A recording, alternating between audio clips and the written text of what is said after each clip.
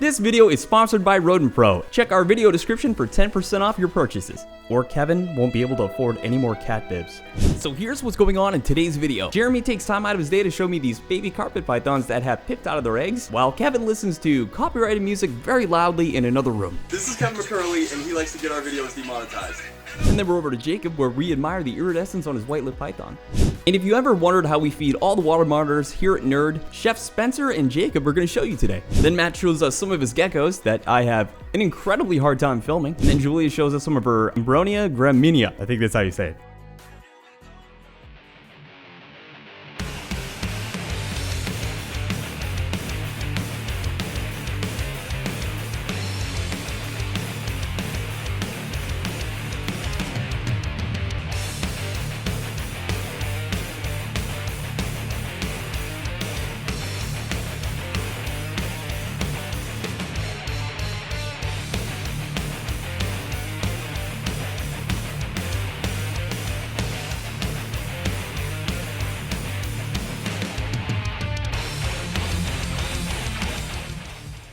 It's that time of month where we gotta make some new monitor food. Okay, so what are we putting in this thing today before we turn it on? Before we do this, we go through Kevin's big walk-in freezer and find whatever we can. We got some frozen thawed chicken chicks right here, some hamburgers, something. Looks like ham cuts. Sure. Yeah. Gross. This fish, don't know what kind of fish it is, but... So when we grind it up, I'm guessing that really just diversifies their diets, right? Yep, that's right. Just mix it all together, give them a little bit of everything. Have a nice healthy lizard. Did we ever put anything with bones in there to get the calcium? Oh yeah. Yeah, whole parameters. Yep. This whole fish is going right in there. So we're gonna grind all this food up so the babies can eat it because they couldn't actually eat whole prey items, but they can get all the nutrients in a way they could actually eat it. Here it comes. Now, not everybody can afford a meat grinder. Well, I mean, We can. you can. You know that ball python money. Spider ball money. Yeah. That's it. Is there something you don't put in a meat grinder? Things with fur. Things with fur. That was a hard lesson to learn. Yeah. Yes. There you go. Yeah, right. Hey, this is what it's all about. Yeah. Is this your favorite part of the job? Oh yeah, Yeah. it's very entertaining. Yeah. They don't have like a tool to like jump things into that? We lost it. Yeah. What? Guys. There was a piece of wood that got sucked through. Yeah. Your hands are so close to that. No, the actual grinder's all the way down here. Oh, good. Yeah, this is just a funnel. You need a dowel. Wait. I mean, will this do? Sure. There we go. Because it's frozen. Oh, Oh, there you go. there we are. There you go. Put it in there. I don't know, man. I don't have high hopes. Hold Get on. it in there, I got a man. solution. Did you get one hit? Yeah, that was oh, damn it. You totally take somebody's arm out. Oh, I yeah. know. The bone would be a problem. There's no bone in this one. Oh, good. That's right. Woo! You're just showing off now. Now this is a team. Both of your hands are there at the same time. That's on my apron. You guys work together. This is your apprentice, Jacob. That's not. He's the chef. Oh, you're right. You're right. I'm in charge in this instance. And here at New England Reptile, we will never feed the animal something that we will not try ourselves. Yeah. Look at all those feathers. That's really good. Protein. Now smush it into Spencer's face. I'll fucking kill you. No. What is that? What's the last process? Separating? Gotta cook it. Oh. Alright, I can't tell you're being serious right now. Oh yeah, we're cooking it. Where are you cooking it? Ooh, microwave. You are not cooking that in the microwave. Oh yeah. Whose microwave are you using? The one downstairs. You know. In the store? Downstairs is. I'll use that microwave tonight for my lunch too. You're disgusting. You guys You are. said I don't care. It's true. The reason I don't bring food here. Why aren't you not using Kevin's microwave? We can if you want. You lose his There's some certain bacteria in there that we want to make sure are dead, and also we want to feed this off as quickly as possible. Still slightly frozen, a little bit chilly, so just warming it up is going to heat it up a bit and kill any pathogens or bacteria that are left kind of kicking around in there. A-grade cooking apparatus. The microwave everybody Toshiba? uses for lunch, you sickos. No. Oh. How many minutes Still do you gotta works put it in? microwave. I usually start with 4 to 5, and then you kind of feel it out from there. Just kind of make it fit. Jacob, you put it 4 to 5 minutes downstairs? Yeah. This is a retail space. Oh, This used to be the kitchenette. See? This is the kitchenette. It doesn't smell so good. Oh no, it's delicious. Cool. All right, Chef Spencer. Stick your finger in there. Yeah, it was pretty good. Yeah. Oh, look at that. Okay. I'm really glad we did this. Taste test. You can smell it? No. You will. Oh, now I do. Yeah. There it is. That's a good smell, right? Just a little bit of a taste test, see if they like it. Want to make sure we get their seal of approval. Yeah, what's the other reason? We Maybe also not. try to get them used to eating in different locations. Yeah, a little bit of socialization here. Once they get going, they'll be fine. Yeah. Obviously, instinctively, these guys aren't used to eating in people's presences. They're kind of secretive.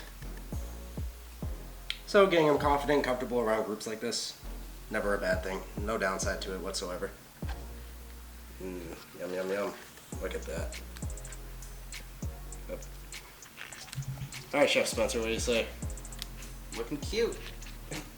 Cool, Spencer. Oh, dear God. Yeah, Can we not use that? Looking No, cute. yes. I don't know what to say. It's worse than live, laugh, love. It is, I know. I'd say that we get the It seal of isn't. Yeah, approval it for is 'em. impressive that they're out here in front of a camera and everything, and they're comfortable enough to eat. Oh yeah, That's good. I knew these guys would do it. So they're getting duck, beef, ham. It's all violence. No way. It's like Oh, you son of a! It's not all Millen's though. That's a first. That's true. this is my nightmare. The lizards seem happy. They do. Don't mind me. Just eat your dinner. Now, do they gorge themselves? Tell me about opportunistic eaters. So opportunistic eaters, as you can guess from the name, seize and capitalize pretty much any opportunity that they can get. Opportunistic eaters don't readily have food sources available to them.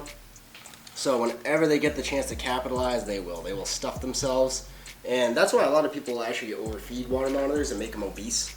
That's actually one of the most difficult things about keeping monitor husbandry, in my opinion, is it's a lot like a dog. They'll just eat and eat and eat. And it's very easy to make them obese. And as a result, they'll end up developing some health complications down the line. This is a little baby albino Darwin's carpet python, and these guys just started pipping probably super early this morning, so they're taking their first breaths. Most of the clutch is already pipped, which is awesome, yeah, look at that little cute tiny carpet python face. So the really cool thing with these guys is when they hatch, they're actually pretty deep orange. And then as they age, the color kind of settles into that kind of like yellow, orange, and white that we're pretty familiar with if we know what albino carpets look like. I think it was... Hey, Dad, I'm trying to film. I'm making YouTube videos. Dad? So there's 13 eggs in total in this clutch, which is a great clutch.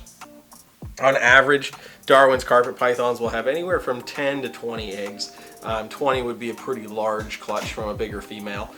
So 13 is pretty much right on the money. So if you look at this egg right here, you can see his nose is sticking out. But there's a big slice here and then a big slice here. Ooh, this one's gonna poke its head out right now. Say hello to us. Hi, buddy. Ridiculous. It's pretty freaking adorable.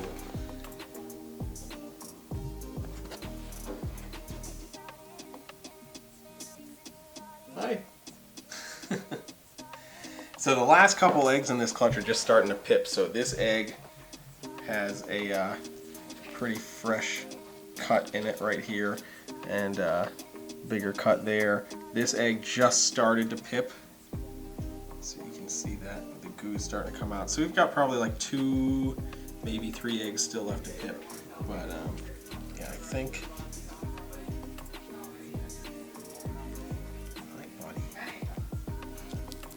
Kevin is very loud.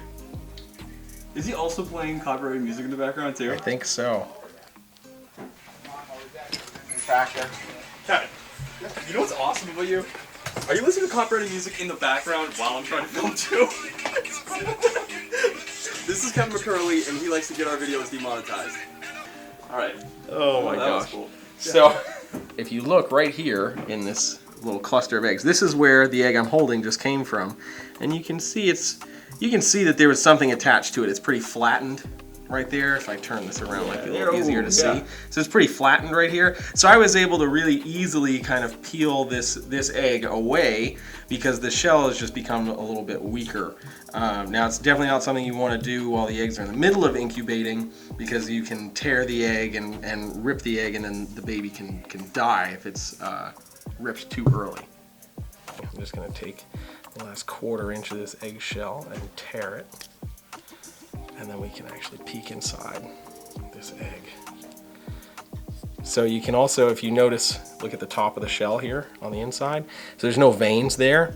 So that means it's all the vasculation has gone down towards the bottom, and that's where the yolk sac is. So that's what that baby is absorbing. And we can just get a good glimpse of this little baby carpet python inside his egg. Now the crazy thing is this is not a big egg at all. I mean, it fits right in the middle of my hand pretty easily. But that snake's gonna hatch out at about 10 to 12 inches right out of the egg, which is pretty impressive. I love this right here. This is awesome. And if you guys haven't seen this really cool Instagram post where he takes a trumpet and a snake and it's in the same photo, yeah! definitely check that out. Do it! That was one of my favorite. It was really funny. Donnie's like, oh, this guy. Yeah. That's probably my best performing photo in the last month or so. I thought it was photoshopped at first, and I was like, really? Yeah, I was like, that snake's not real. And then I was like, oh my god, it is. It is. You I did held this. a snake and then I held my horn, just like this. I tried to use a carpet python too. People are like, why don't you use a carpet? You're the carpet guy. And it moved too much, way too much. Yeah. So blood python was like, I'll sit right here. And I was like, perfect. Yeah. So, yeah. But yeah, carpet pythons, super cool. It's not something we produce a lot of here at Nerd, so it's that much more special. We're here at our koi pond. Jacob. That's right. Hi, guys. What is this? This is a northern white-lipped python. And this is my girl right here. I absolutely love her. Her name's Brittany. You're Brittany, huh? Yeah. Is there a reason for that? Lost a bet. That's the bet. Yeah. So this is Brittany, the northern white-lipped. As you can see, she's super, super tolerant. These guys are normally a little bit nippy, kind of grumpy, but with a lot of patience and consistent work, you can make them super friendly. As you can see, I'm in absolutely no danger right now. No. Yes, you are. Oh, I'm in tons of danger right now. I'm sorry, Donnie. It's gonna get me. Yeah. So I brought this girl outside right here because she's got this beautiful iridescence to them. Being in New England, we got to keep them inside the most of the year just because of how cold it gets. When you get white-lipped pythons and other species like scrubs, bolins, or populins out here, you can see that beautiful rainbow-esque coloration to them. That iridescence is just absolutely stunning. You seem to like that stuff. Yes. I thought they'd get sick of it by now, but... The summer's the hardest time to make YouTube videos. Why? I don't know. Because I feel like Kevin's off doing things outside, not letting me film. That's pretty true. I'll admit that. It's ball python breeding season, right? Yeah. So then that's boring. Yes. And that takes up all Kevin's time because anytime he's touching a snake like this. I walked in and he was just doing that all morning.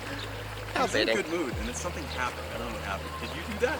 Wait. Okay. Well, you're fine. Who did that? I think he lost a gecko. I think that's what put him in a bad mood. He lost a chihuahua upstairs.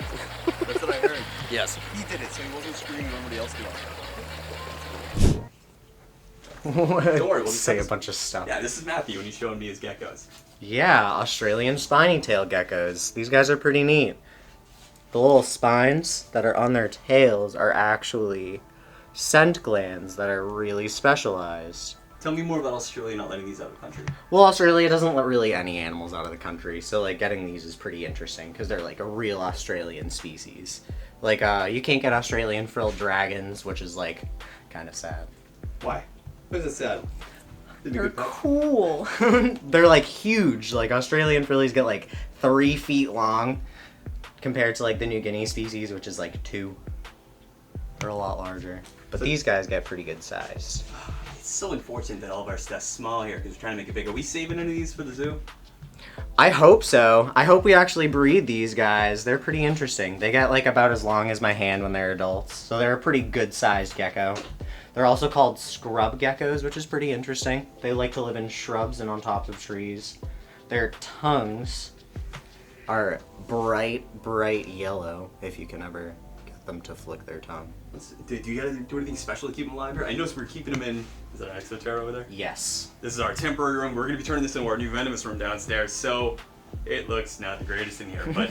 Yeah, they're not super hard to take care of. They don't want to be very warm. They want a basking spot of like 85, 90, but for the most part, they're relatively cool temp. Did you just lose one? Maybe! Man, our building's not really designed for this. Not really. Yeah, when you lose something, we're screwed. Oh, Matthew. Oh, no. I thought you were better than this. No. So is that one just loose in the building now? Yeah, he lives here now. I mean, it's not a joke. A lot of them do just live in the building now. Tokays? Yeah. Tokays love to live in our building. You want to know why? Because our cricket supply loves to just escape from wherever it can. We were calling this one, I think Tammy dubbed it Elsa because of the colorful and icy eyes. Kind of like Frozen. You've seen Frozen? No. I actually haven't. This is a Abronia graminia. This is actually a calico variety, which is why it's got all this nice chocolate chip spotting on here. This is a female to one of our new breeding groups here at New England Reptile. We're gonna be breeding a few different species of these awesome Mexican alligator lizards, or Abronia. These guys live up in the trees in the cloud forests of Central America. They'll climb up and they'll use their little sharp claws and their prehensile tails in order to hold on to and navigate the branches. They use that prehensile tail like a fifth limb, so they have an extra arm when they're navigating the trees in order to be best suited for climbing around and evading predators and catching prey, like the insects that they use for their diet. Usually they're fed a diet of crickets and roaches in captivity, but in the wild they'll find anything from other small lizards to all sorts of types of flying and crawling insects that they'll find in the trees and tree hollows. These guys are a little more of a sensitive species. They're not as forgiving to mistakes, so definitely a little bit of reptile experience before you get one of these under your belt. They also prefer cooler temperatures and lots of ventilation, so a lot like our chameleon species. They tend to do really well in Reptibris cages with lots of plants and opportunities for little pockets of humidity. So this is also an Abronia or an alligator lizard, but this is a different subspecies. So these are the Lithorochella. This one specifically is a melanistic Lithorochella. So normally these guys are very gray, maybe some little pieces of patterning, but this one is phenomenal speckles and contrasts in color. This species is also known for their little spikes behind the head. These guys are very reminiscent of dragons, which is really, really cool. But these guys are a little less common than the graminia or that green species we were just looking at. So we'll have a group of these guys as well. They have a similar range. These guys are all endemic to Central Americas, down through Guatemala and up through Mexico. Endemic. Yes. What's endemic? So these guys, endemic means that that's where they're normally found, usually exclusively found in those areas. So these guys aren't really anywhere else in the world besides the Central Americas.